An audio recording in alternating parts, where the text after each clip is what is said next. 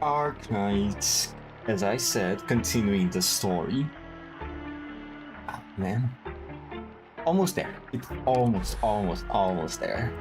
Today's plan is to read from ADST2 from AD until an AD6. As you can see, I have not tried to fight the boss of this event yet. Also, other thing about the Vector event. I am almost there. I am almost clearing the whole thing. As you can see, I cleared this stage, the B stage, and that's the only progress that I have made compared to yesterday. I have given a try to the Vex C, right? I have tried to fight against Rosmontes, and it has not been very successful. I tried to brute force it, but it didn't really work. So I think what I'm going to try to do tonight on my off time is to... Since Rosmontes doesn't have a lot of weight to her and there's a hole in the map, I can try to see if I can push her into this hole. I have tried to give it a few tries already by use second skill to teleport, relocate her from this tile over here before she enters the stairs to this one. The problem is that there's not really a good angle to try to push her from here, because as you can see, I can't deploy here this stuff. There's no way I can push her to this position. No, wait. Can I? Hold on. She enters here, she's going to spawn here. Maybe I could... Okay, hold on.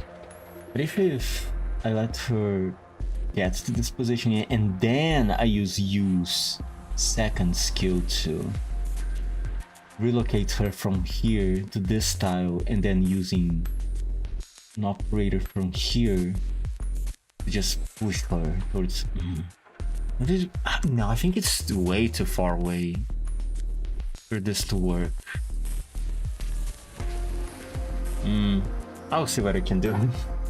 This is not the focus of the stream, of today's stream.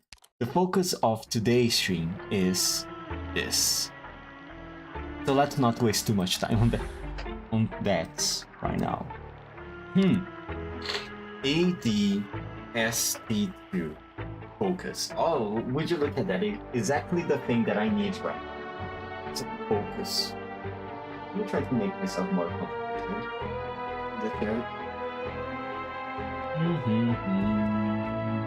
Oh, how's the audio of the game? It's fine, okay. Focus.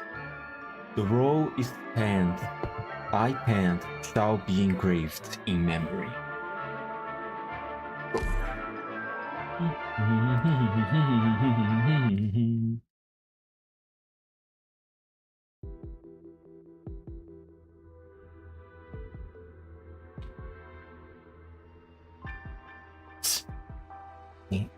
You saw Michael and Marion bodies too, right? Dude, don't remind me, I've been trying to forget. It was freaking terrifying. Hands are still shaking so much, I don't think you can hold the boom, Mike. You're still worried about work? When there's an actual serial killer on set right now? So, let's skedaddle? You want to run? Did you already forget how Michael and Marion ended up like that? He even had his suitcase right under him. I heard he's been packed and ready to go for quite a while. Even found himself a secret passage to leave through. And he still was murdered right before he left the plate. No way that killer is gonna let any of us leave. It's like the plot of Jack the Liberator. That is now his hunting ground, and any one of us could very well be his prey.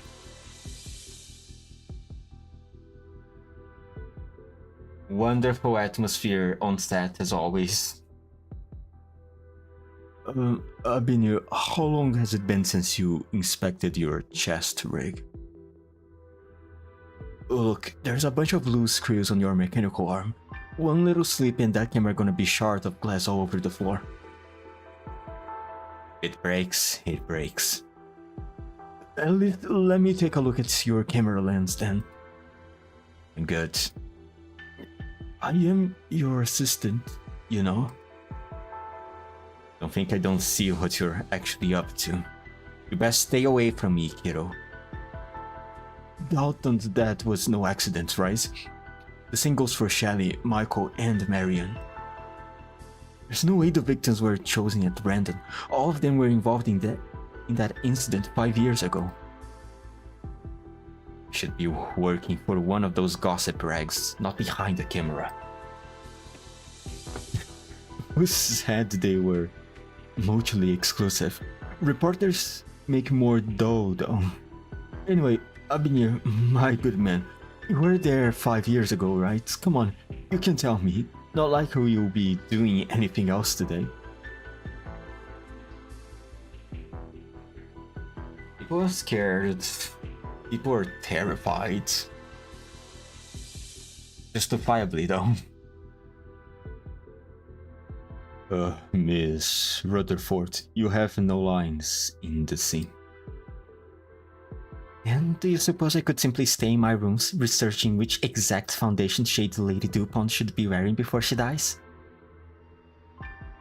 That will be decided after we finish the climatic scenes at the end, which are still... I'm sorry. So that god of yours is running tardy. I'm in no mood to blame your god right now, my dear. Were we not so far from the city, a major incident like this would have the Rankwood police locking down the place and crawling all over our set. Naturally, the shooting would be suspended. Not to say that our current situation is any better. Steven, I'm starting to worry that my investment in this project will come to nothing. How much do you or Greta know about what's transpired these past few days that I don't?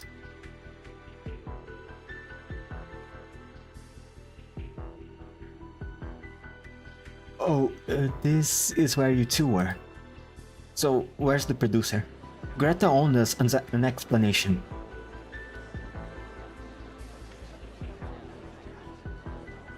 What kind of bullshit are you going to try to pull this time, Greta?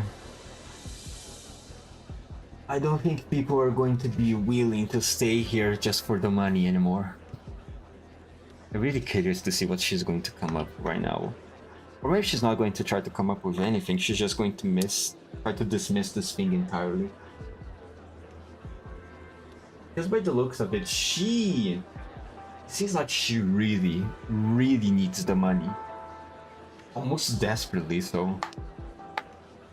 For going through all this effort of allowing the filming to still keep going and going straight to a catastrophe for who God knows why.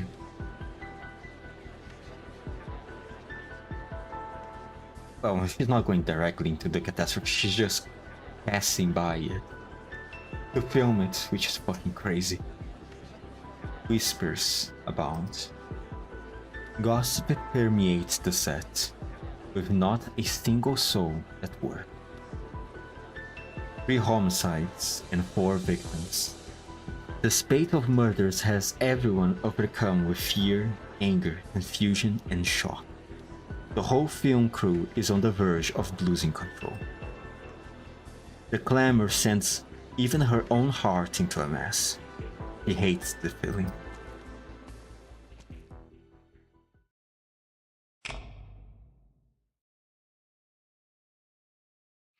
Greta struts right into the center of the studio and switches on the brightest bulb. The piercing light stuns everyone into silence, and everyone's attention fixes on her. She takes a deep breath. Oh god, here we go. I have some announcements to make, everyone. I've never received any training as an actor, so you might have come closer to hear me.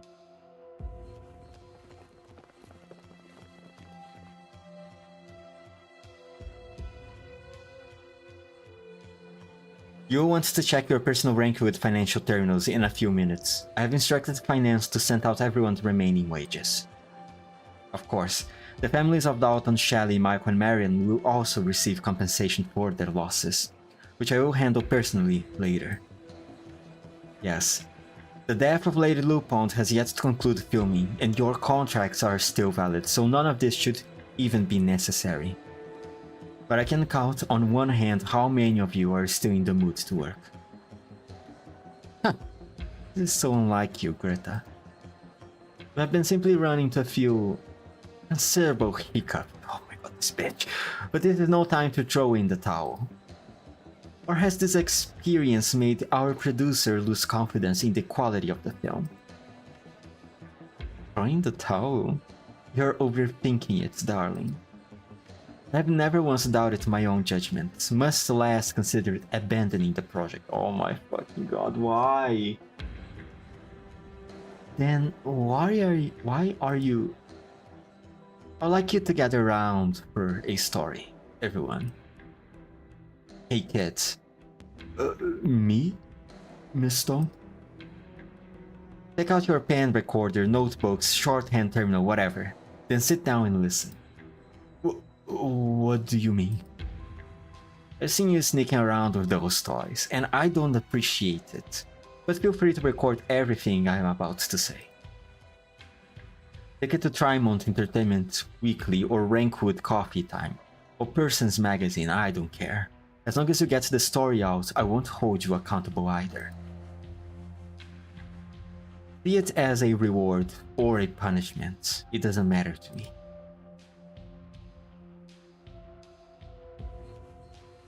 I take it everyone here is familiar with the Rankwood Academy Awards. The Best Newcomer Awards. Every year, countless students of film and television schools, as well as amateurs film buffs, submit their entries in a bid to prove how much they understand their creations and the market. They crave for new work to be chosen, because even the lowest award still implies their film is up to Rankwood standards, and a certain Phidia was no exception. So she's going to talk about Laura. She believed herself to be an amateur with both the brains and the will to realize her dreams. She was certain she would one day stand on Rankwood's red carpet, even if she had to temporarily settle for a life in a cramped rental.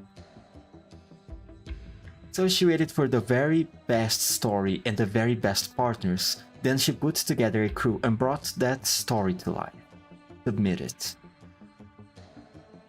But this no-name newcomer creates success so much, not to mention the pressure living up to the expectations of her companions. No, she might be talking about herself.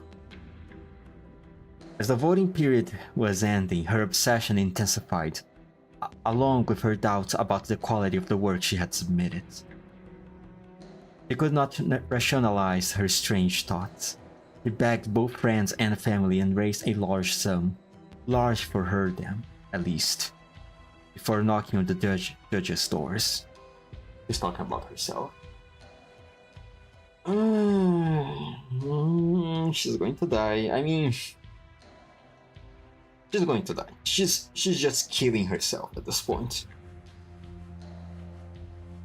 At least I'm gonna get a glimpse of her motivations for going this far into this whole thing. Oh my god, these people are horrible. Why does this sound so familiar? On the very day of the Academy Awards, the committee publicized what the Phidia had done, and in so doing proved Rankwood's professionalism and purity to the whole of Terra. And so she was disqualified. Her crew cut all ties with her and she lost everything she had. No, I remember. It was so ironic because the Academy later revealed that the work had actually won by votes anyway. The most recognized by the jury. Afterwards, she spent a decade exhausting every option to re-enter Rankwood and slowly made some achievements of her own. Of course, she changed her name as well to Greta Stone. So, Melanie, now you know what an absolute fool I am. I went out of my way to provoke fate into playing a joke on me. Fortunately, the preposterous experience has taught me one thing. I should never doubt myself. You're going to kill yourself on this rhythm. I will always believe in my own judgments and never give up on anything I attempt. You're more of a character than I took you for.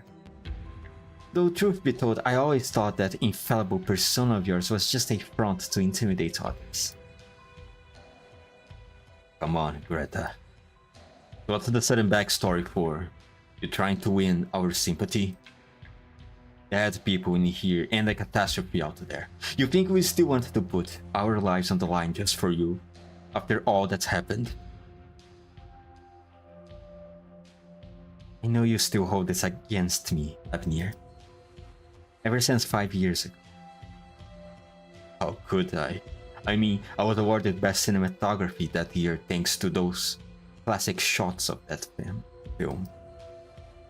It's the highest honor any cinematographer could ever dream of. And you gave it to me. But what about after that? You hit the peak of your career, then fell into despair. In just 6 months, no one dared to put you behind their cameras. Used to love your cameras so much, but now you beat them like empty potato chip bags. Before joining the crew for the death of Lady DuPont, you even lost your decades-old partner at the casino, right? Yes?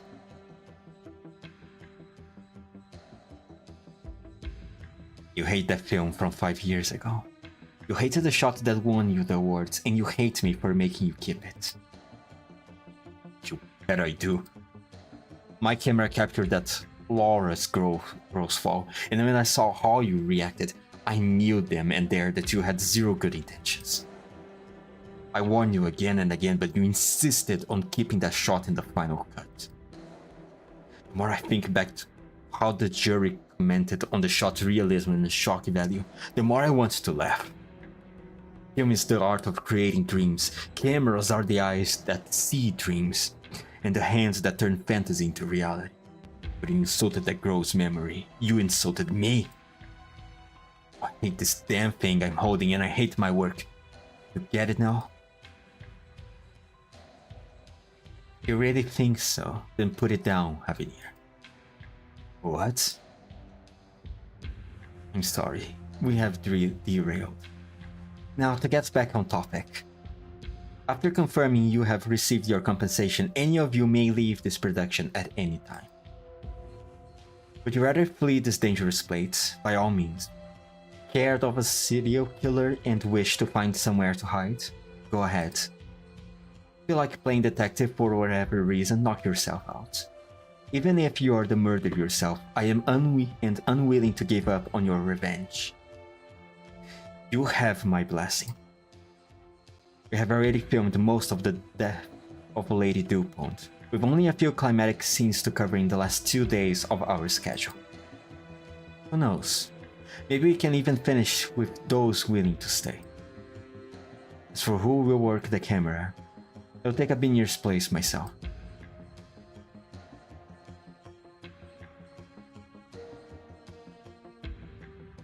Melanie? You do realize I can hardly find the last minute standing for Lady DuPont herself, yes? You know I don't have a choice. I'm still counting on this film to beat Marianne. Even a catastrophe cloud can have a silver lining. Marianne retired from cinema years ago. I have never understood why you're so obsessed with her. None of your business. Let me be frank, you want to get to demand a special treatment as the female lead or insist on those rules of the film set you love so much, once everyone else has evacuated. Steven. I know. I will fix the ending by tonight. I believe in my decision to invest in this story, darling. And I believe you have collected enough inspiration for the past few days. Catastrophe draws near, and death is right before our eyes. Surely your god loves material like that.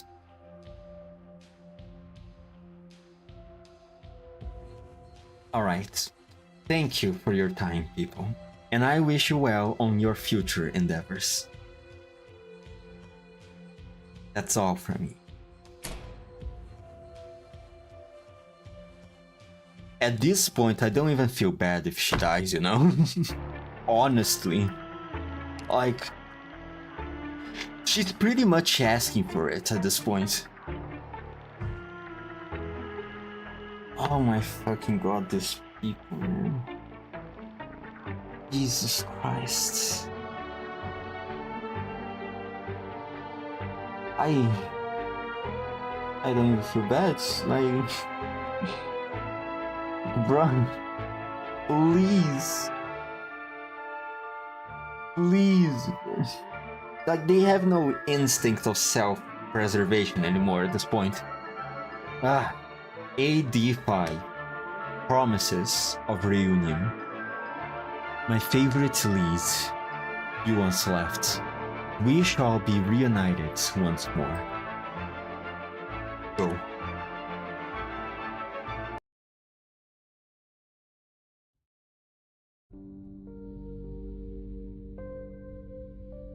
Old Dalton's death and Shelley freezing in the cold storage were no accidents. Now Michael and Marion are dead too. In such a horrible way. What's behind all this? Why all the murders? Why all the murders in the first place? And why are they so gruesome? I have a feeling that Michael saw this coming.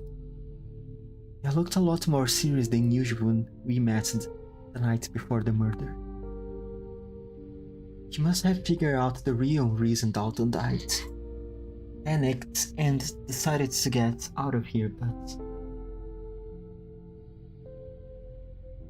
now you'll never know what he was hiding. Maybe this all has to do with that accident 5 years ago, but what's really worrying me is that they're not even trying to make them look like accidents anymore. What if they are trying to tell us that until the entire truth is brought to light, nobody's safe?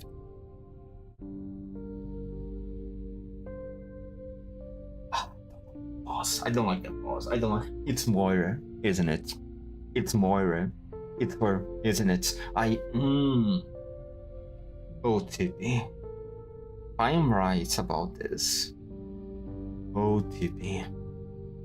This is going to hurt you a lot. Oh my gosh, sorry Molly, did my babbling scare you? Don't worry, it doesn't matter if there really is like a crazy killer running out there. I will protect you no matter how many of them there are. That's not it, Detective Tippy. I was just thinking about what I can do on my end. Huh? Michael's dead now, but that doesn't mean what he wanted me to do doesn't matter anymore. The killer might be planning on using the escape land boat Miss Stone mentioned for their next move. So, if we can figure another way out or put together something that will get us to the ground, or even just find an exhaust vent, we might be able to get away from this maniac hiding in the shadows and save ourselves during the climax. Molly? Pip, you are the first person to really open up to me after I joined the crew. Even though I kept messing up and getting you into trouble, you were always there to stand up for me. When Marion would forget my name, you were always ready to give her a proper reminder. You're always looking after me, comforting me, protecting me. So this time, I want to The library gives a gentle hug to her most precious friend in the whole crew. Once this is all over, we're totally gonna have a movie marathon at your place. 24 hours of non-stop screams paired with our favorite drinks and fried pinballs. I wanna see what the house you grew up in looks like and meet that sister you're always bragging about. Sure. It's her. It's her. 100%. It's her. I am terribly sorry to interrupt your little sorority handle. Oh, wow. Miss Rutherford, what brings you to the prop room? Where is your assistant? Didn't you receive Greta's notice on your terminals? She's already sent out compensation to everyone and officially disbanded the crew. If you're scared of the killer, worried about the catastrophe, or wants to stay and finish the shoot, we're all free to do as we please. So naturally, it only took a blink of an eye for that spineless assistant of mine to run for God knows where. Do as we please? Don't tell me no. None of the crew even care about the real reason all these murders are happening? Frankly, my dear, I don't give a damn, and I don't see why you should either. Surely the reasonable thing to do is escape and leave that to the police. Or as Greta said, you can leave the truth to whoever feels like playing detective. It's her. It's Moira. It's Moira. Oh man. So, why did you come looking for us, man? I'm only here for you, Pepe, the background painter. Me? I admire Greta's gumption in wanting to film a catastrophe, and this is a fine opportunity for me as well. But film cannot rely solely on natural phenomena. I know you're more passionate about cinema than most, and you must have heard how important this project is to me. So I implore you from the bottom of my heart to put your talent in ambience building and color matching to work, and paint the perfect backdrop for my grand finale. Wow. I mean, I would totally love to, but to help her out, Tiffy. Hey, Molly, what's with the raincoat? Are you really going exploring? Don't worry, I've been part of the profiting for ages now, and I know my way around the place. I will be fine. Remember what we were just talking about? This is something I need to do. Alright then. Once I'm done helping out with the backdrops, I will come find you. Promise. It's Moira. It's Moira. I almost confident on it. You may enter, Madam Stone. You know it was me before I even opened the door? Yes, I have been waiting for you. Our little investigation the other day forced me to reveal my plan of filming a real catastrophe to the whole crew. Timing couldn't have been worse. Abinir and the rest of the crew were already unhappy with me, so I had to make some last-minute decisions. Big decisions. If I wanted to, I could sue you for damages incurred by your act of industrial sabotage, Lucian. But I'm not going to punish my cast just to vent or assert my authority, especially when such actions would only complicate the situation. And then more murders. The killer even stopped hiding their savagery, and everyone's losing their minds except you. Same as ever, cool as a cucumber, watching the crowd from a distance. I suppose I can thank this crisis for making it clear that you have other reasons to be here.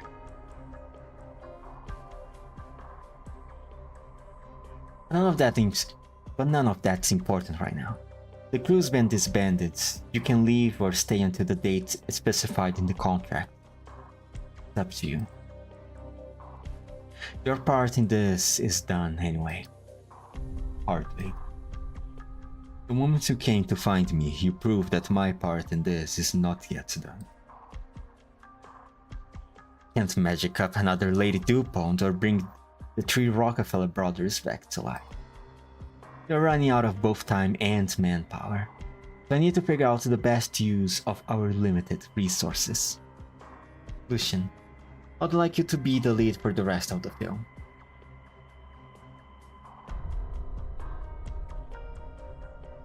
My god.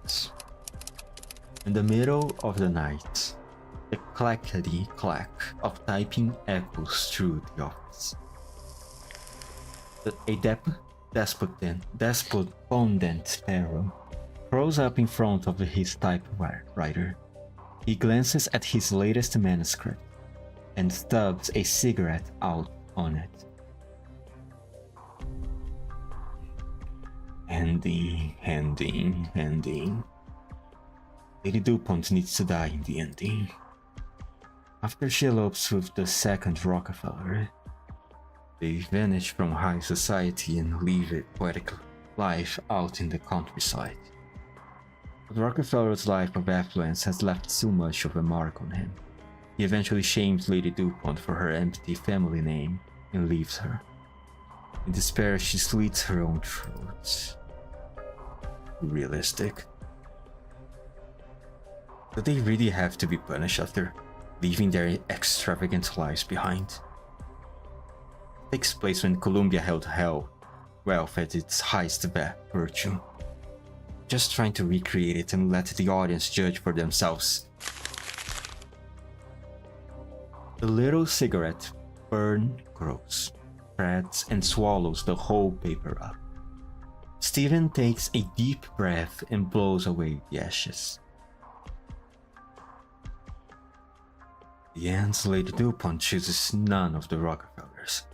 She had only wanted to escape her false destiny through marriage, but underestimated just how toxic love can be. Brothers, unbeknownst to each other, each plotted their own revenge, and Lady DuPont is killed by 3 different schemes at the same time. No, too lowbrow. Being stuck in a quagmire of love even after not choosing anyone makes it sound like it's fate at work. But it's really just slapping a trope to patch up the gaps. Final shot of her body being pulverized into nothing would definitely be shocking. The setup just too crude. The DuPont family's false claims of being descended from Victorian nobility are finally exposed to the public. No matter how deep the Rockefeller brothers' love for her is, they cannot shield her from punishment. Any time in her life that Lady DuPont is treated as true nobility is when the real DuPont family demands the death penalty for her. Too neat. All tied up with a bow to show off how deep and meaningful it is, but it lacks any of the madness or romance a film called The Death of Lady DuPont should have. Out of draft paper. Let me fetch some more from the filling tablet.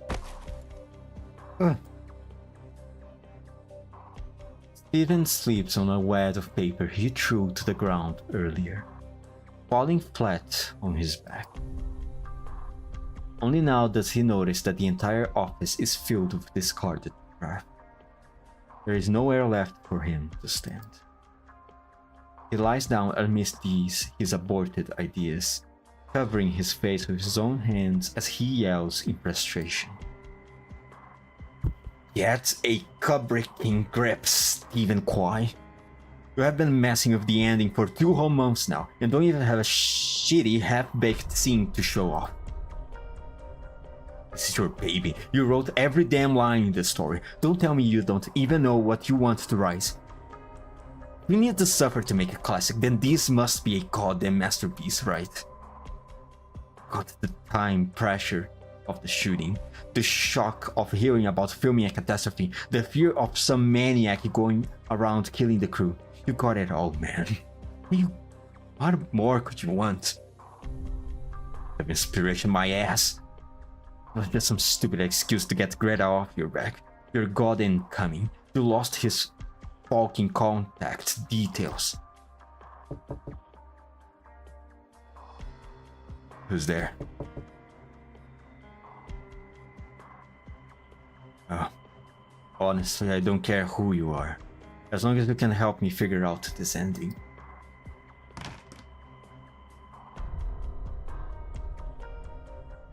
And he's dead. He's dead. 100%. He's fucking dead, man. Like everyone else, because they are too fucking stupid to just leave this place behind. God damn it. AD5 actor.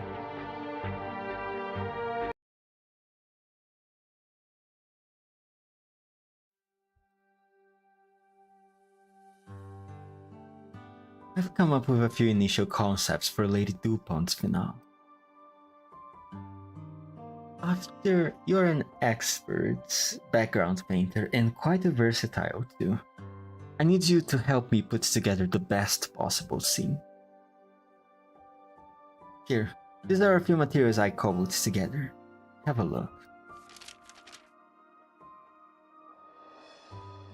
How did you get all these art references and reference shots? Tents, ambience, design philosophy, even labeled all the details of the buildings and how the lighting would reflect off different materials. How long have you been doing research for this scene, ma'am? Few years at this point. Time is about the only thing I have these days. It takes a lot more than reading the words of his scripts to make an excellent film. Director Quay's not even done fixing up the script yet, and you have already come up with so many ideas for the ending. The lad's certainly taking his sweet time with it. Yes, I believe that both as the leading lady of the death of Lady DuPont and its investor, I have an obligation to take responsibility for this film. As I said before, the revival of my career in Rankwood will only begin once Lady DuPont gets a good, proper death. Hope Karma Holiday, the portrait of Erin-Das, the bridges of County March. These mood references shot are all taken from films starring Marianne Blake, aren't they? Do you like her work? She retired long before you were born. I mean, like, my dad really loves her films. Besides, the classics are classics for a reason, right? Both her acting and tasting projects were impeccable. It's kinda surprising to hear you say that. I could have sworn you hated her. Everyone's been comparing you guys for years. Indeed. All those years.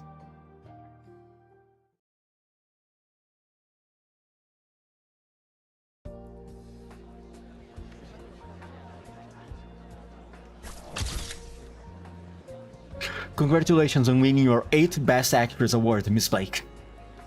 Ever since you started your career, you have been at least nominated for an award practically every year. The industry sees you as an insurmountable mountain for fresh new talent to try and climb.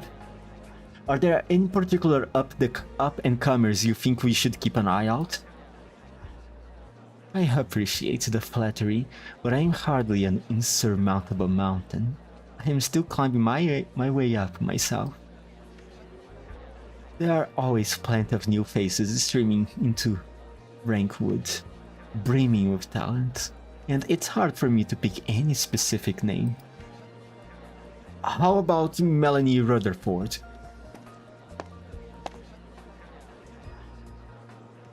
I tip my hat to you, Miss Blake. Today I received the award for Best Supporting Actress 2 years slower than it took you. I've seen all your films.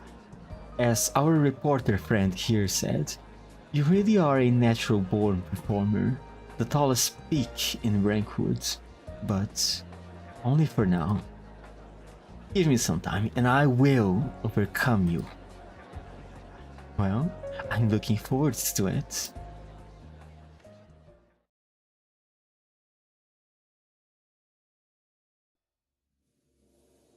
Wow, Melanie and Marianne are really dunking it out this scene to get out the popcorn. They've been rivals for a while now, haven't they? It's like they are always racing to get the most awards, so why did they agree to be in the same project? Shh. Did you forget everything they taught you when you joined the crew? You rude little shit. Go apologize to Miss Rutherford right now. I'm really sorry. Let's not be too harsh on the fresh meat, Melanie. Our films are built upon rules. I have been in this industry longer than I have. You have been in this industry longer than I have. Miss Blake, you must have experienced why they're so important firsthand. Courtesy towards the leading lady is something we have had to fight for, role by role, film by film. It's what allowed me, a young girl from the middle of nowhere, to stand in front of you today. And without rules, there will be no standards. How else would we know which of us is the greatest film actress of all time? Which reminds me, I still haven't congratulated you for that Best Actress award you got at the Lithuanian Spire Film Festival a few days ago. It was just a small award ceremony. Meanwhile, your latest film swept every single major award in Rankwood again. I still haven't truly overcome you, Miss Blake.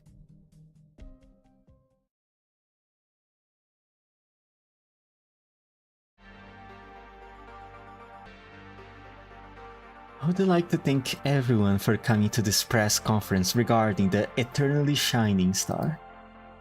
We appreciate your care and concern during this difficult time.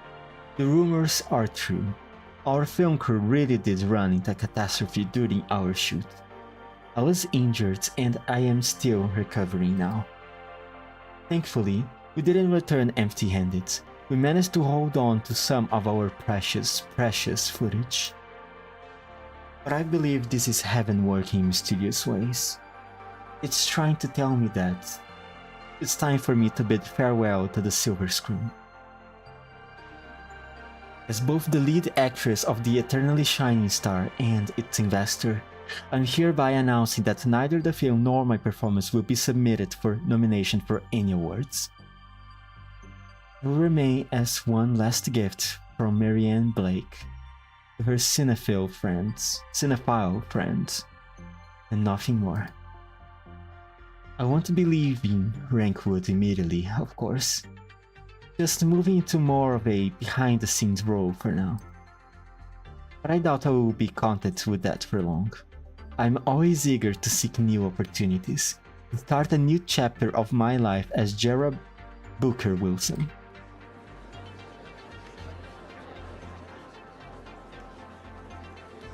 Oh, you're here too, Miss Rutherford. Could I request a quick interview? Your latest film will be releasing soon, and most were predicting that only you and Miss Blake would be in the running for this year's Best Actress at the Rankwood Awards. So, how do you feel about the announcement of her sudden retirement and the withdrawal of her new movie from the nominations? Does this mean I won?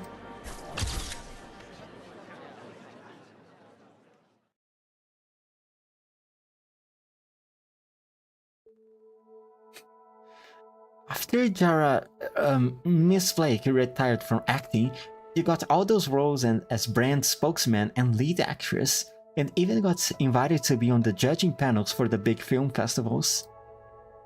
But not long after, you suddenly left it all behind because some personal reasons. And when you came back last time, nothing was the same anymore. Her retirement gave me quite the shock. I still believe I had won fairly through my own talent.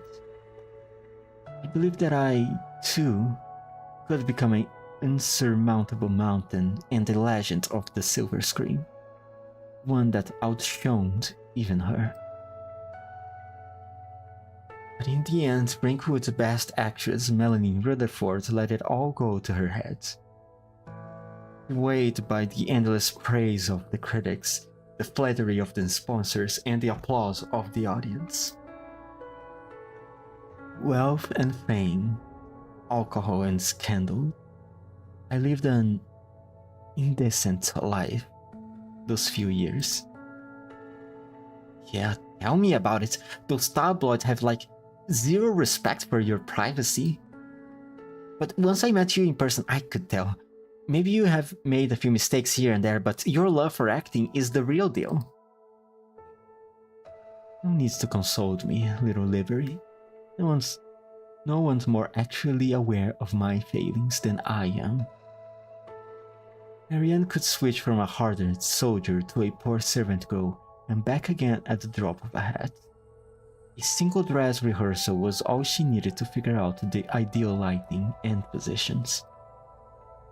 But if I were ever to take a single day off, spend 1 hour less on studying the script, or arrive at the rehearsal 15 minutes late, my performance would fall into the gutter.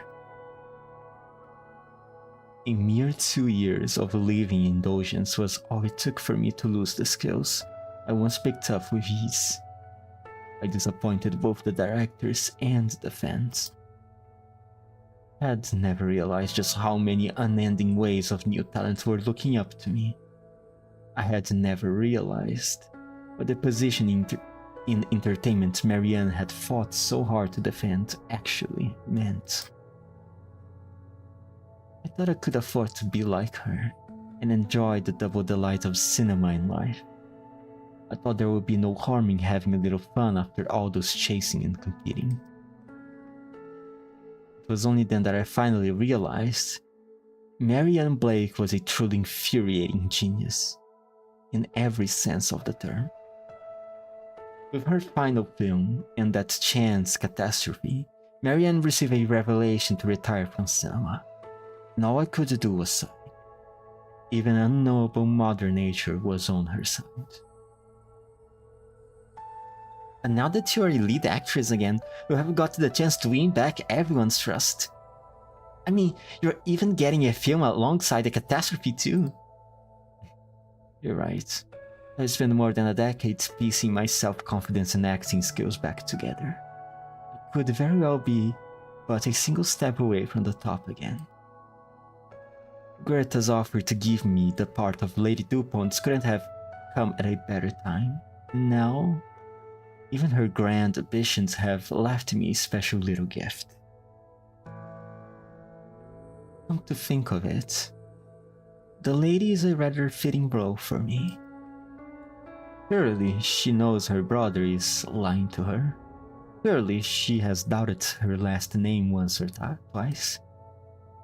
But no, she uncautiously clings to her glamorous life, refusing to accept the mediocrity of her birth. She prays desperately that she is special, that she is special, that she is talented. I wonder, what sort of ending will she face amidst the storm? Miss Rutherford? Yes? We should watch some horror flicks together. Horror flicks? If you want to climb your way back to the top, you can't limit yourself to copying Miss Blake, right? Like, you have always had pretty different styles of acting. We're gonna put together a finale more powerful than the one in Lupucarm Holiday, and the Lady DuPont's name will go down in cinema history. Very well then.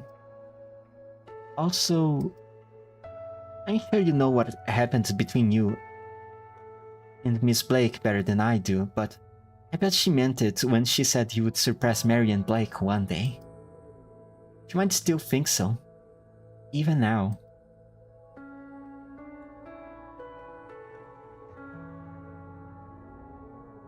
You might be right. They are all going to die. Oh, you're still alive, huh? Are you real or just a figment of my imagination? Am I really being visited by the god of inspiration? Don't tell me I have gone crazy for working on the script.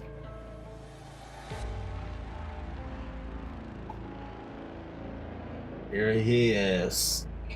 Here he is. Finally. Finally, not hiding yourself anymore, huh?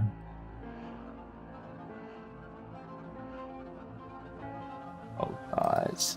But that also means that if he's revealing himself right now, things are going to be bad. Things are going to turn very, very bad. Horribly so.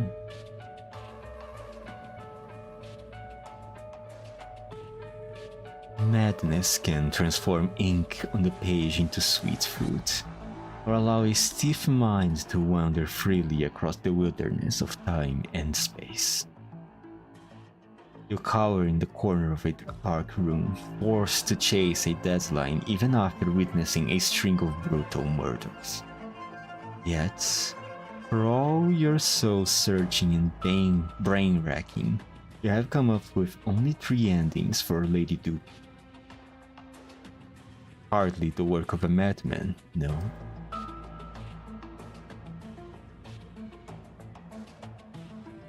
I promised Greta I would have an ending that would surprise everyone by tonight. That would impress everyone by tonight. The only people left are those insane enough to risk their lives for cinema, and they are waiting for me. But they bet on the wrong man. The realm of art only accepts natural-born geniuses, not some dried-up piece of scraps slaving away at the typewriter. The death of Lady Dupont. You already have the most captivating ending for the story just from its title. While the shocking brilliance of her death will certainly fade after the film is copied reel after reel. But Rankwood, after all, is a factory hawking such fantasies all across Terra. Is it not? You're a nation of liars, fooling even yourselves. Even the Columbian Dream was born for a promotional film for the Pioneer Project, after all.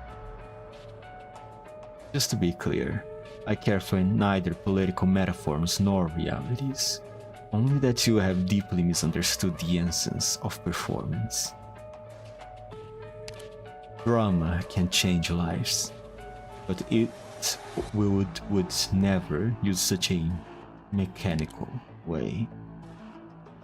But by setting death as Lady Dupont's ending, you show you still possess an intuition for drama. Intuition? No. When I was a student, I hated dragging death into the stories I wrote. I thought it was a cheap trick, only good for plugging up holes in the plot for squeezing the right emotions out of the audience. Actually, talented writers could give a film a proper climax without it. And what changed you? A shocking memory, or perhaps some phantom pain you cannot recall? I had the same problem 5 years ago when I was working with Greta on another project. She didn't mince words. She told me the back half of the script was too dull, and audiences would be falling asleep. Even if I didn't change it, it would bomb at the box office. So I shut myself in my office just like I do now, pushing my mind to the brink of collapse but getting nothing out of it. Then Laura fell and died. An opportunity straight from heaven. The perfect plot device. Just as Greta expected, the rest of the film was panned by critics. That scene alone became an overnight sensation. to the point that you started to see death as more than a cheap trick, rather as the most sincere form of expression, brimming with artistry. Yeah. Seeing how you have had that sudden realization, all that has happened on this plate should provide you with nourishment. A death while shooting, a deadly hallucination, bodies hanging from beams. With all this to inspire you, why not write them into your story and let the same drama be performed both on and off the screen? Are you really going to buy all this crap, Steven? I mean, these people are horrible, so he might be buying it. Probably will.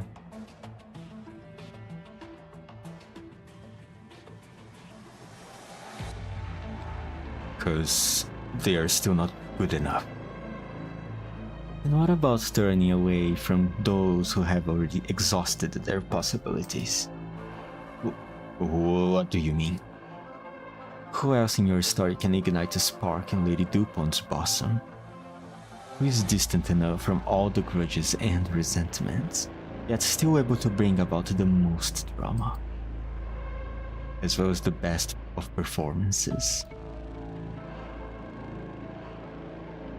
The messenger. It's the messenger who brought the bad news. He's the very trigger for Lady DuPont's new fate. Vengeance or repentance? Lady DuPont has a new choice to make, and at the same time the messenger must contend with the consequences of intervening in another's destiny. This is it. This is the ending I wanted. Lucian, yes. I'll have Lucian be the star of the final scene. Really? You're gonna buy this crap? Okay. I mean, I shouldn't be surprised. You want me to become the lead actor? That's right. I can say I understand you, but I have a feeling that even if I hadn't approached you, you would have come to me anyway. I have the most potential of any actor I have ever seen.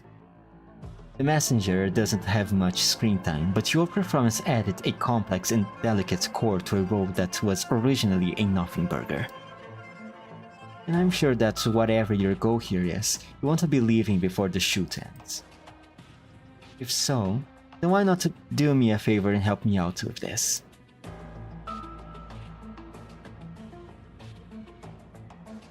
I'll give you time to think it over, of course. So far it's just a thought I had, and I haven't spoken to Steven about it yet. He promised me the finished script by tonight, but honestly, I'm not optimistic. If only that god of his knocked on his door. Oh, you have no idea, woman. What just appeared on his door right now? I see. Changing the focus to the messenger was the only way to steer the plot towards brilliance. But imagine the shock of everyone's faces when they read the new ending. Well, once I am done with it. But I should have added a lot of direction notes for his lines. Most of them are quite detailed. If I were giving me advice on my writing just now, you mentioned the quirks of Lucian's performances, and where he likes to put pauses in dialogue. He even told me which angles suit him best for close-ups to capture his most subtle expressions, and what kind of lining best highlights his unique character. It's like you have known him for a long time. Maybe even taught him. So, how did you know all these things about Lucian?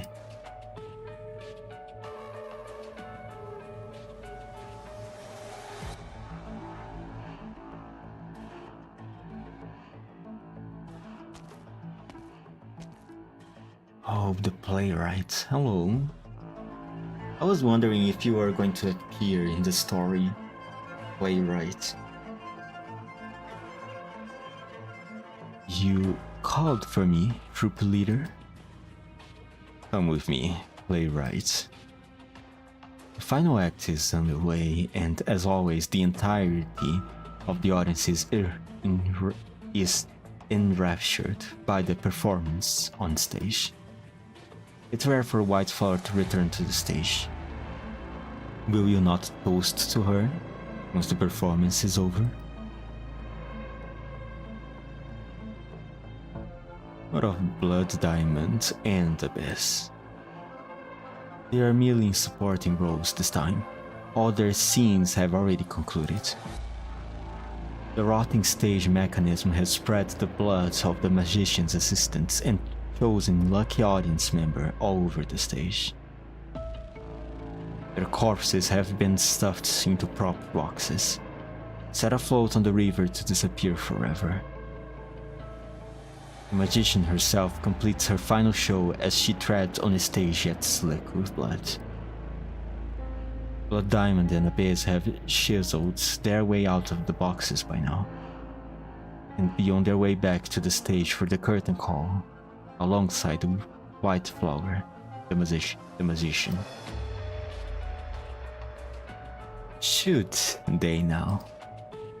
And here I was thinking those two children have turned performance into reality, disappearing forevermore. As I recall, this was a new scene you added half a year ago while revising the script, during a night you claimed to have had a revelation. A leader. Come with me, playwright. The show is far from over.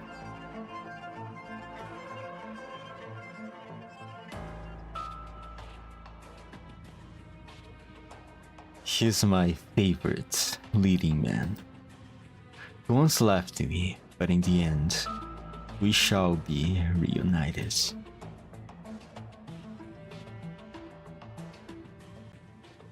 See, this is why we bully theater kids. This is why we bully them. This is why we... It is a social mechanism, safety mechanism. And my OBS disconnected. Please come back. Oh, thank you. It reconnected again. Let me just see if that affected the... No, the stream seems to be going fine. Okay, alright. Oh, man.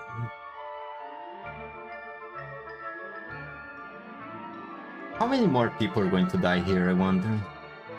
I still hanging by my belief that the only people that are going to get out of this alive is TP and Lucian. Well, maybe the leader of the troop will get away with it too. Maybe, I don't think. I don't think Lucian's going to be able to kill him. He's going to get away. There's no way. There's just no way.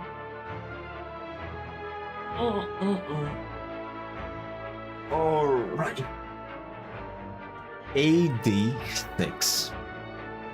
Rewinds the monologue. She dances. Regardless of her ultimate fate, her soul has experienced 100,000 lives.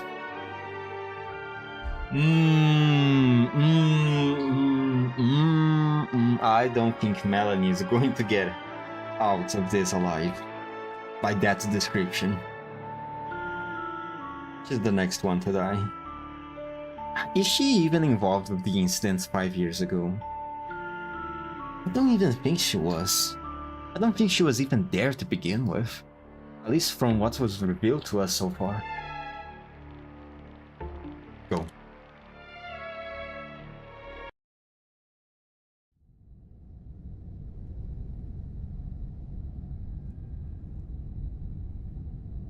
Oh, this is... No, this can't be a Rhode Island. This should still be inside the plate. A petite Zalek gropes around in the darkness as she traverses the pitch black plate layer. I see how it is.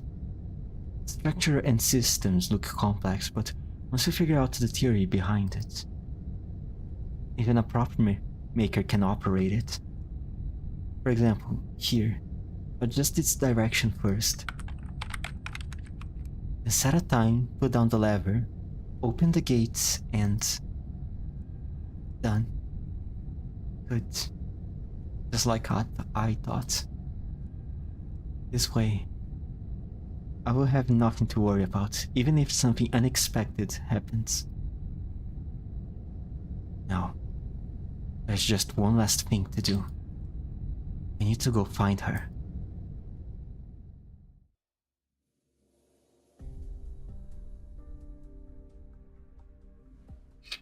I'm sure you have reservations, Lucian. The plate's in a crisis and everybody is in danger. I wouldn't trust a cold-hearted producer who is demanding the shoot to go on either. We do not need to trust each other. You're not wrong. In my 20 years in Rankwood, I have never trusted a single person I have worked with. I trust only in my own judgment. I invited Melanie right when she most needed an opportunity. I saw right away at that auction that you were an acting genius, and I was sure Abinir would join the crew, even though he hates my guts. I even still believe that Laura death 5 years ago was the only way to save that movie. It had nothing to do with the accident. You still made use of her death. She was a talented rookie, eager, hardworking, and full of passion for cinema. It's just that sometimes that enthusiasm got to her head and made her break a few rules. Steven was still green back then, and the shoot wasn't going as planned. Halfway through the project, I knew the film would burn through all my assets and leave my reputation in tatters. I needed an external factor to help me solve the crisis. Laura's death. Using the media to hype up the accident would be too predictable. Those busybodies would just sigh and forget all about it the moment they moved on. I used a lot of money to squash the police investigation and media's attention, along with a wealthy amount of hush money to Laura's family. I got the director to keep the footage of the fall that Abinir captured on camera and turn it into the climax of the film. Even now, there are some people who still think she was just an acting genius who retired early. Covered up her death. I immortalized her in film. Someone will eventually notice what you did. Every year, on the day of her sacrifice, I go visit her. 5 years, and I am the only one who brings flowers to her grave. You not feel guilty. I'm certainly to blame for it, but now's not the time for repentance. Right now, there's only one thing in my mind: finishing this film. Once the death of Lady Dupont is screening, the murders on set are bound to get the media's attention. I will take that chance to officially release the truth behind Laura's death. And at that time comes, there will be a lot more people grieving for her, and that's when I will bear the blame. I hope you realize that I didn't confess all that to you on a whim. I wanted to use the truth to make a deal. When I first met you, I thought it was fate throwing me a bone, dropping a big present on my lap before shooting started. But it was your behavior after you joined the crew that proved to me you are no ordinary man. Dalton died right in front of you, but you kept your cool. You even looked forward to future filming.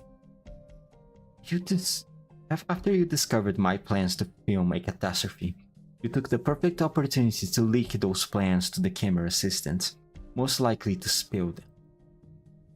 And now with the crew officially dismissed, almost everyone is feeling desperate, except you. You're waiting in your room for me to visit, as if you are no stranger to sudden death and tragedy. Who are you exactly, and why did you agree to join my film crew? I was enticed by your script. No more, no less. Sure. The way things are now, interrogating you about your history isn't going to help my shoot. I was hoping you would repay my honesty in kind. I still believe in my vision, Lucian. No matter what I find out about you, no matter how suspicious, I will never withdraw my invitation for you to be my male lead. But if you really can't explain why you're here, if you have got your sights on something way over my head, if you think Laura's death and everything it's caused 5 years down the line are the real story being filmed on this plate, and you're here for that, then I, Greta Stone, would like to invite you again. Please, be our next leading man, Lucian. If that is your wish, then it is mine as well, Madam Stone.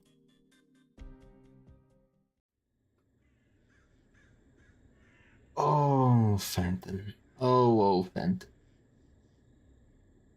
I mean, it's not like he doesn't know what he's getting himself into. Actually, he probably knows better than anyone else what's happening here.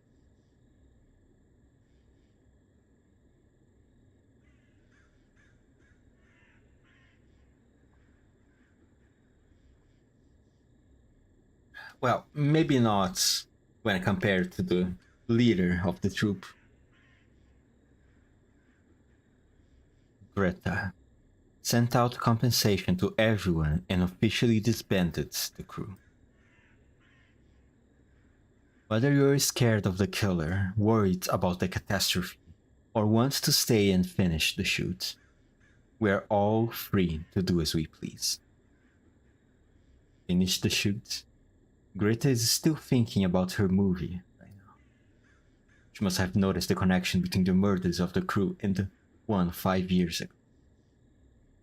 So she's doing it on purpose. Frankly, my dear, I don't give a damn, and I don't see why you should either. Or, as Greta said, you can leave the truth to whoever feels like playing detective. The truth. The cast and crew both mercilessly bully newcomers. The producer even massaged a tragic and fatal fall into a scene that straddles the line between truth and lie. If you will not repent for what happened 5 years ago, nor make your deeds known to the public, do you believe yourself innocent, Greta? Have you forgotten how you edited Laura into your film, all so she could die over and over again with every showing? You must pay the price. Moira, Moira, Moira, Moira, Moira.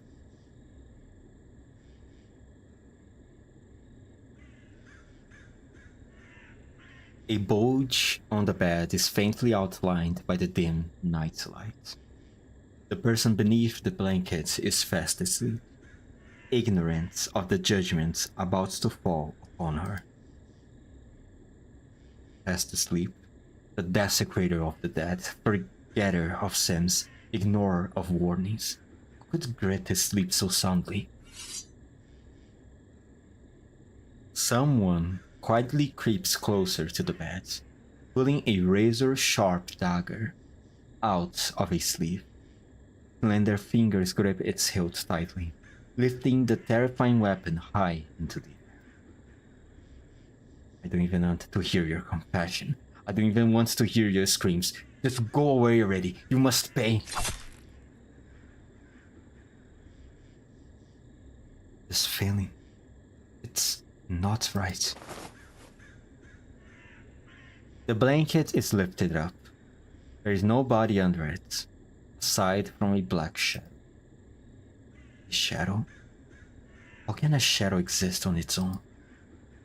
The intruder steps back a bit as the shadow slowly condenses into a familiar shape. Miss Christine? Trap.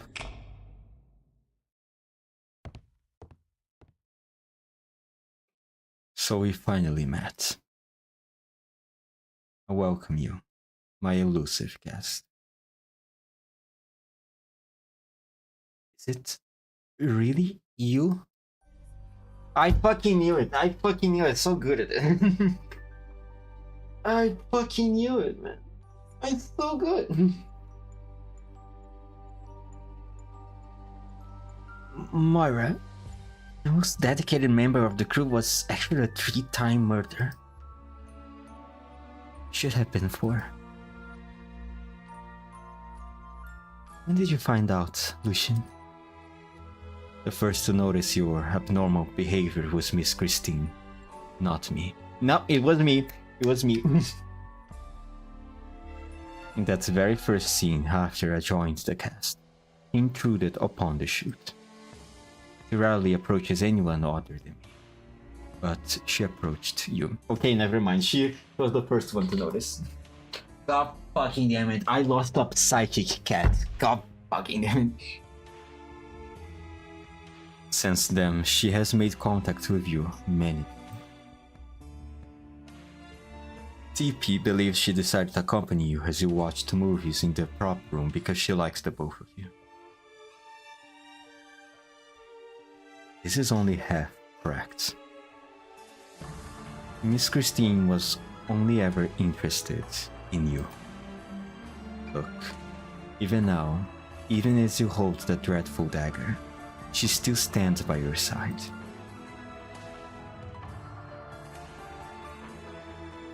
Ridiculous. Don't tell me that's your only reason to suspect me. Just because this mysterious creature is fond of me? Or maybe she only does what you tell her to do. She is your pet after all. Moira looks into Miss Christine's deep blue eyes. The very next moment, she no longer has cautious control over herself.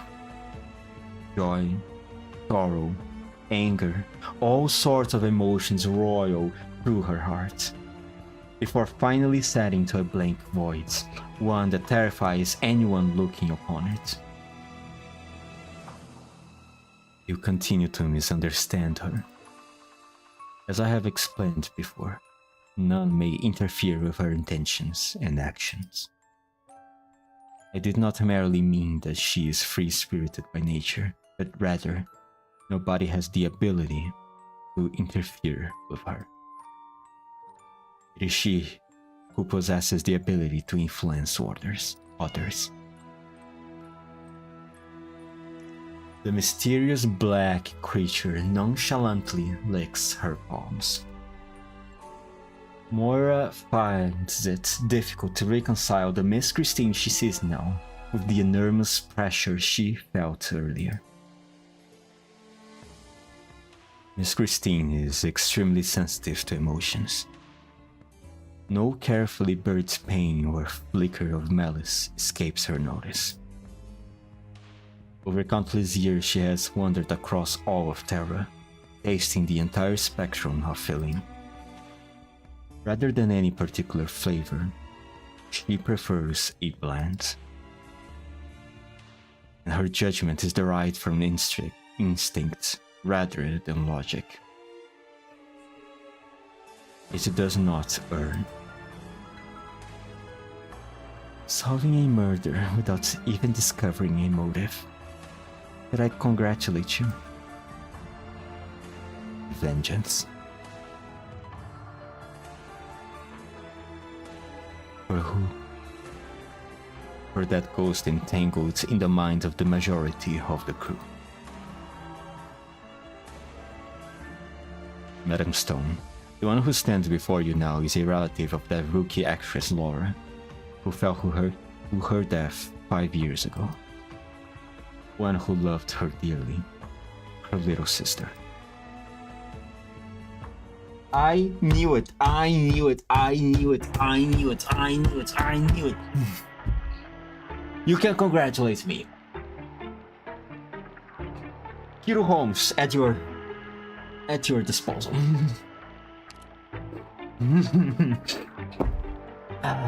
I wonder though, was this revelation obvious or not? I have tried my best to avoid any spoilers from this story. Which is why For example, me deciding to stream this event so early.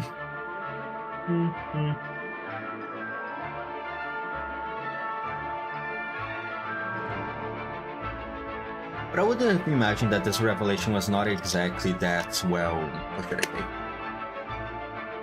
That well hidden.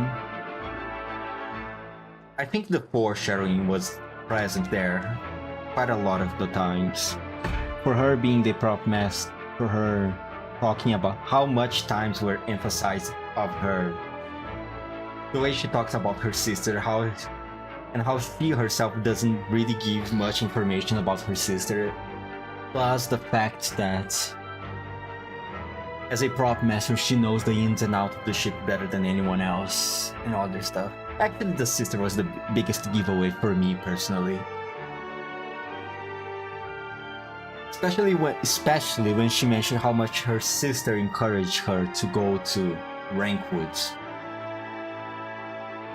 How much her sister was the only one in her family who supported her.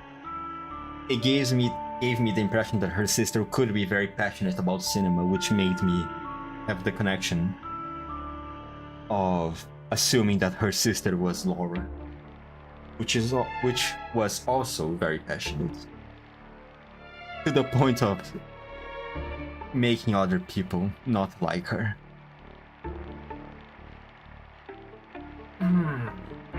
Well, but then one thing, okay, I was right about thinking that Laura was Moira's sister and that Moira was somehow seeking revenge for her sister, but on my theory, I assumed that Moira was not actually the one physically behind the murders. I thought that she had called the troop to act on her name. But that doesn't seem to be the case right now. Which means, why the fuck is the troop here? They just got lured by the artistry, so to speak, and emotions circling around this whole project. Or maybe they got attracted by Lucian and through this filming crew, they found a way to set the perfect stage for the re-encounter.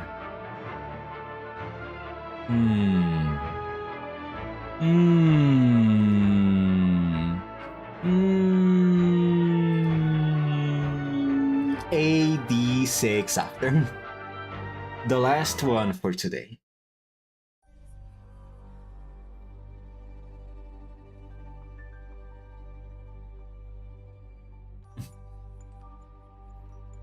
So, out of all the choices Miss Stone gave us after disbanding the crew, you choose to play detective, Lucian.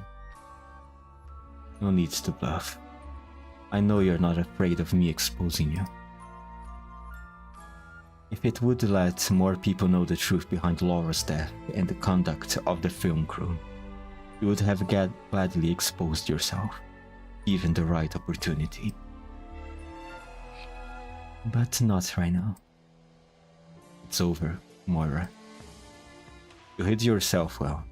A simple identity and an innocent facade were the ideal cover for you. During nearly all of the murders, you were with Stevie.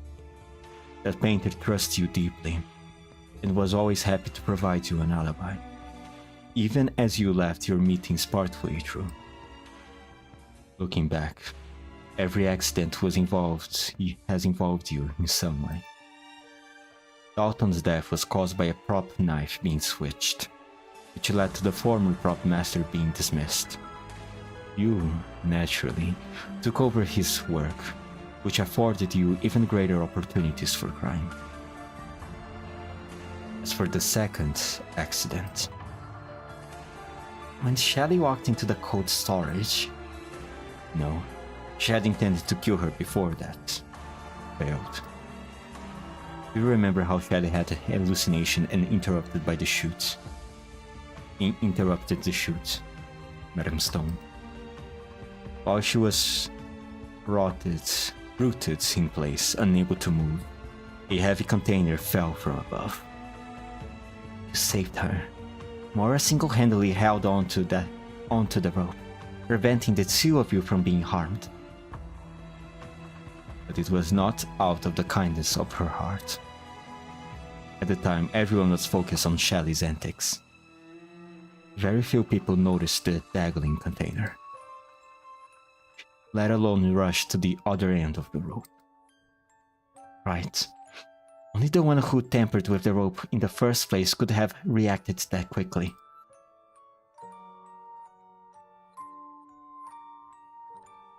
The failed attempt revealed to all that Shelly suffered from hallucinations, which you took advantage of.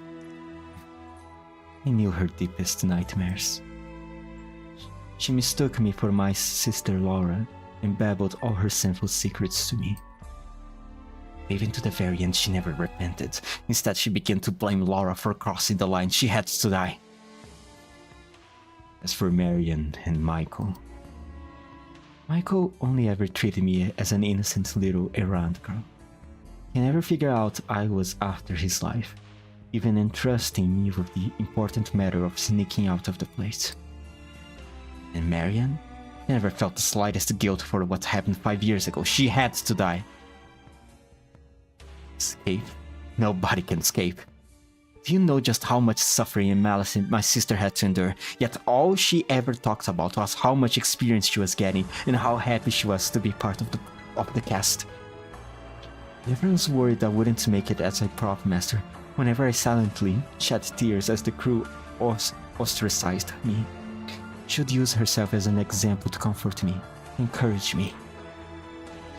It was only after she died that I learned what that experience you gave her really was.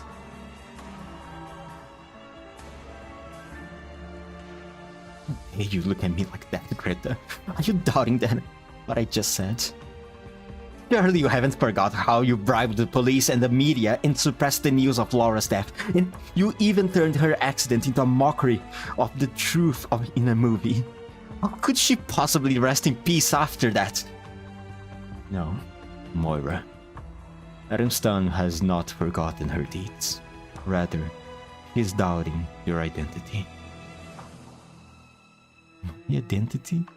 A prop maker, an unremarkable Zalak, an avenger of crimes unanswered. Laura had no younger sister. Oh! She was never a part of your life. What are you saying? What kind of interrogation is that? Wait, hold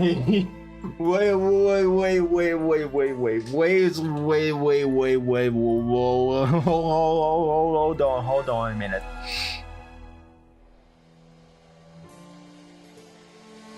And there's the second twist. One I did not expect when I read this. I was not expecting that either. Hold on a minute. So what? She has fake memories? Is that what... The troop? Can the troop have this type... Oh, wait.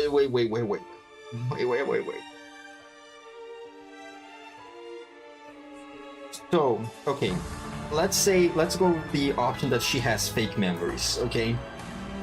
So what you're telling me is that the troop has the power to mess with someone's memories? Are you telling me that the troop has similar type of powers as the fucking Cristoforo from Wuthering Waves?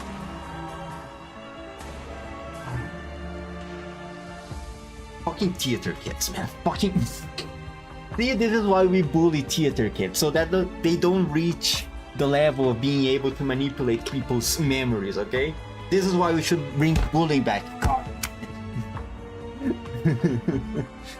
Oh my god.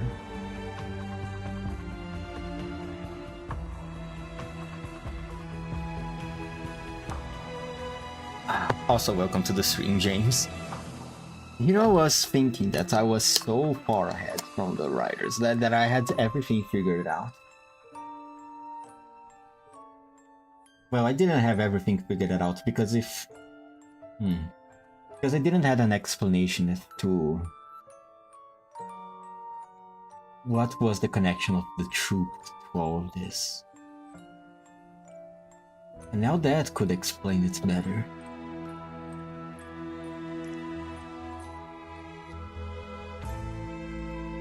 "5 years ago, after the accident, I gave Laura's family compensation. Even hired people to scour her entire family history and their circumstances. Also, I could guarantee that none of them would leak the truth. Not even her most distant relatives. After Lucian told me the truth he had deduced, I was still in disbelief, so I pulled out the list of Laura's family members and checked it again. I regret to inform you, there was no Moira on that list." "You're lying. I can explain everything that has happened to you, but you will need time to accept it. So put down the dagger, Moira. It should not be yours."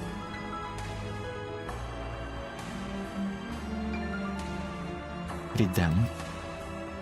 It's far too late for that.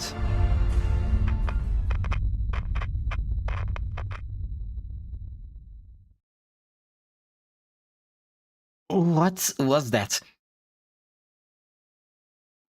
And we are going to enter collision. We are going to make contact with the catastrophe. Just to make everything better. Just to make everything even more dramatic.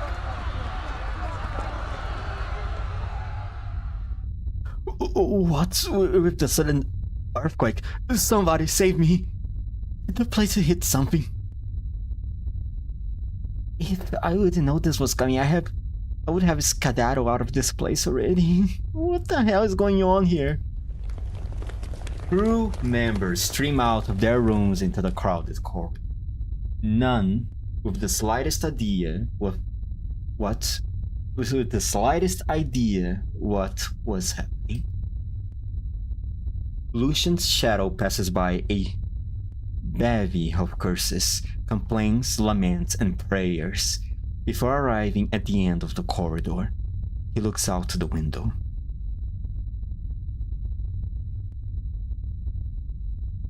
Hey, guys, doesn't it feel like the place is speeding up?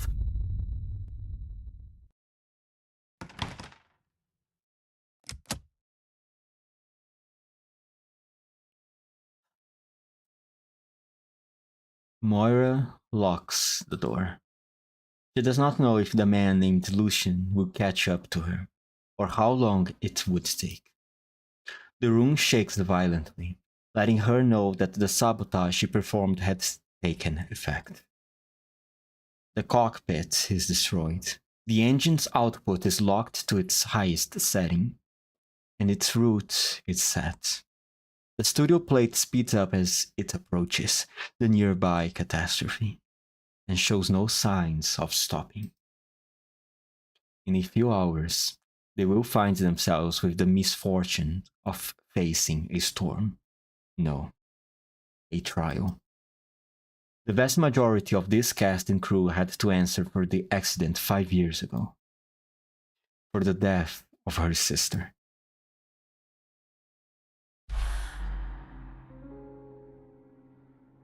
Laura had no younger sister. She was never a part of your life.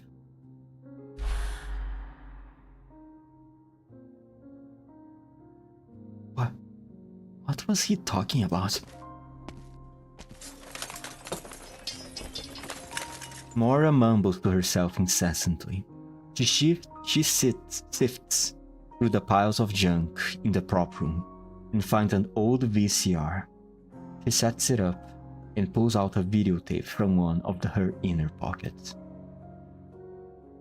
A videotape she has watched countless times. She presses down on the play button.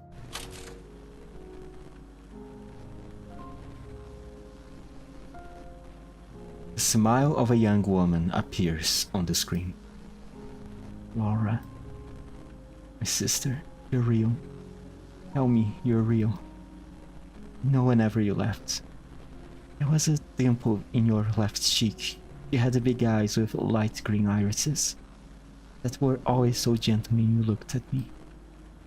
You could peel an entire apple without breaking its skin in 30 seconds. Whenever you were happy, you would whistle a big, strong green. Well, how am I supposed to read that tweet? Use art to make small ice crystals to use as hair clips. You told me about your life in Rankwood.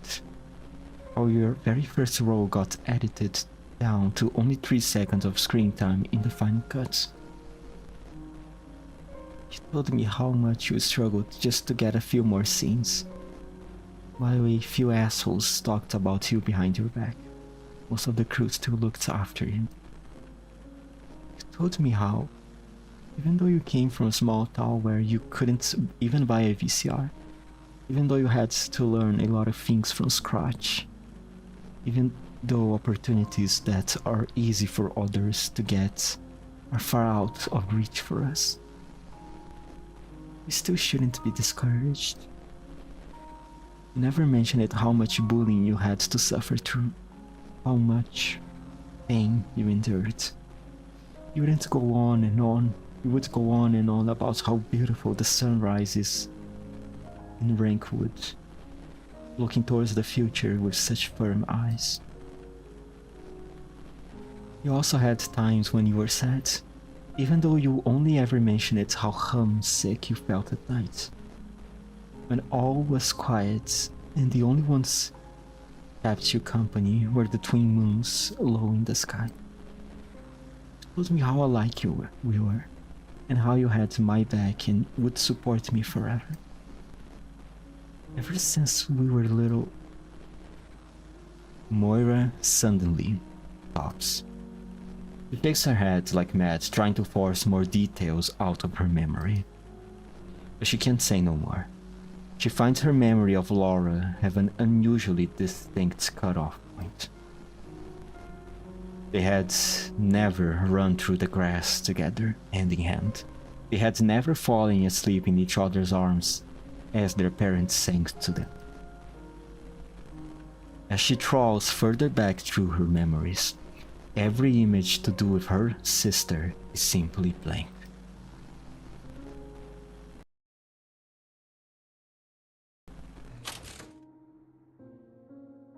The videotape ends. The television screen goes dark.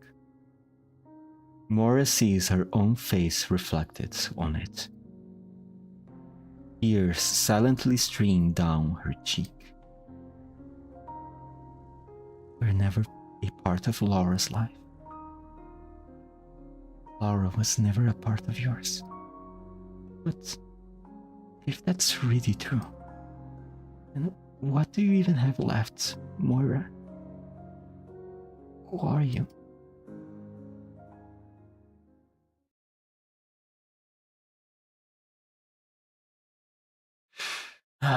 First the serial murders, and now this morning's mysterious explosion. The hell's going on here?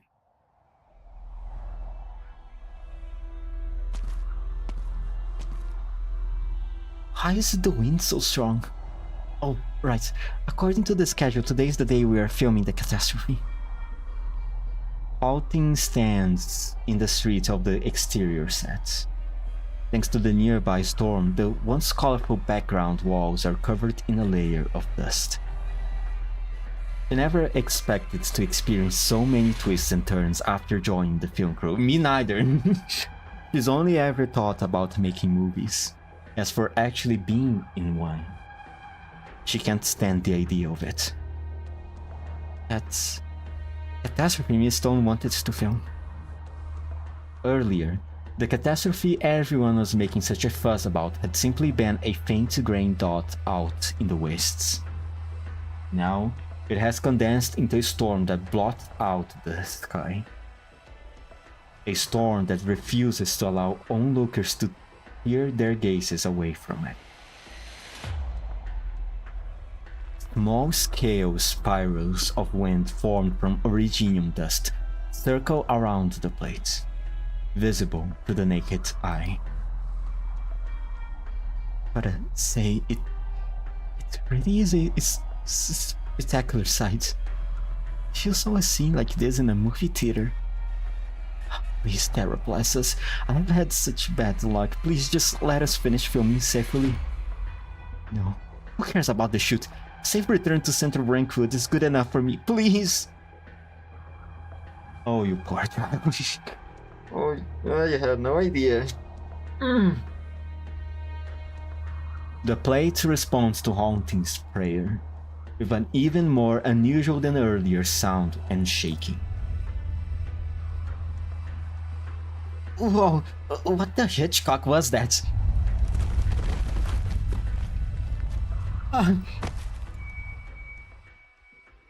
Haunting has wondered many times before.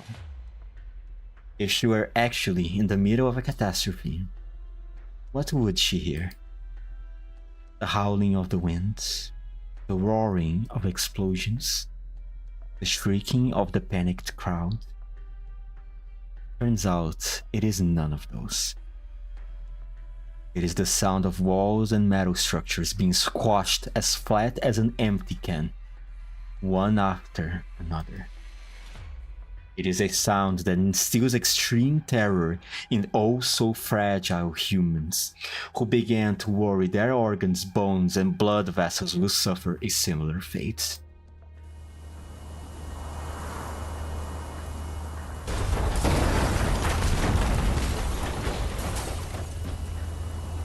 The turbulent sky licks against the edge of the plate, tearing sets that once starred in classic movies to shreds with the wind before flinging them out into the wasteland. Haunting moves aside the scaffolding that had fallen on her, but finds her legs too weak to muster the strength to move. She looks at the devastation in a daze, barely able to believe her eyes. My God, how did we already get so close to the catastrophe?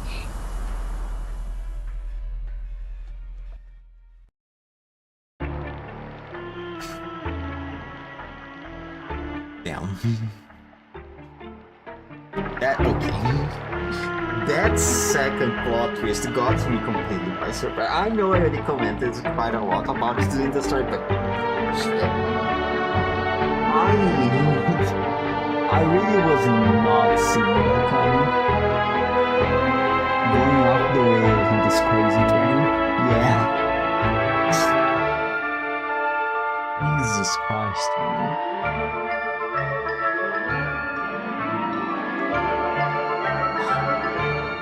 What even is the truth, actually? I must admit I have not got much information from the IRIS one, nor have I read. Oh my god, sorry, that was too loud. Nor have I read Benton's files or Charlin's. So what exactly is the truth? A bunch of cultists or of some kind of bunch of lunatics that just wander off trying to kill people for the artistry of it or something like that?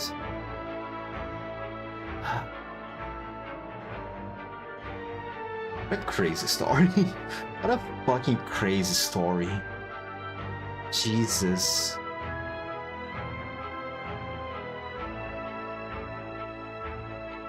Well, at this point, all the mysteries must have been resolved, right?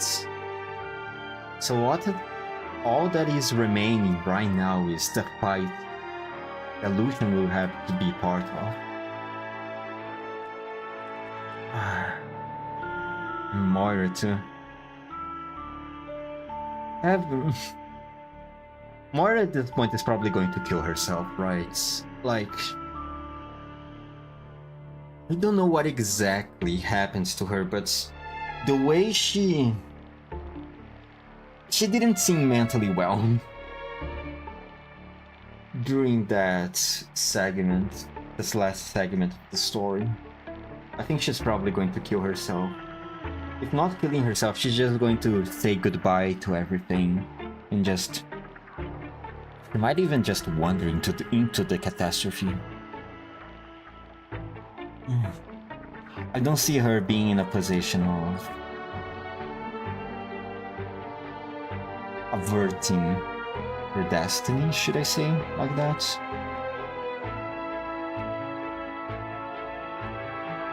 What a crazy story. Tomorrow, I plan to finally finish reading the story. Hopefully. I hope I can stream tomorrow. I think I can. I don't see many reason why I shouldn't be able to. Actually, I still need to mark a meeting with my professor about my research paper, so maybe that could get in the way. But hopefully it won't. What a crazy story. Maybe I should try to read the comic that got released along with this event and the Phantom's files and whoever else could be involved in the troop for me to understand them a little bit better. Also, I need to Ethnic finally clear the stage. So I can be able to read all the remaining stages. Man, what a great story. So, yeah. Tomorrow, Arknights stream, probably. Ending the story. I'll probably read Christine's files too. I'm not entirely sure what she is supposed to be. Because of the fact that she's an animal it makes me wonder if she might be what are they called? Primordials? Those immortal creatures. Like the Lupo in Siracusa, or Emperor, or Dolly even. Maybe she could be one of those entities. Alright. This is the end of the stream. 5, 4, 3, 2, 1. Bye.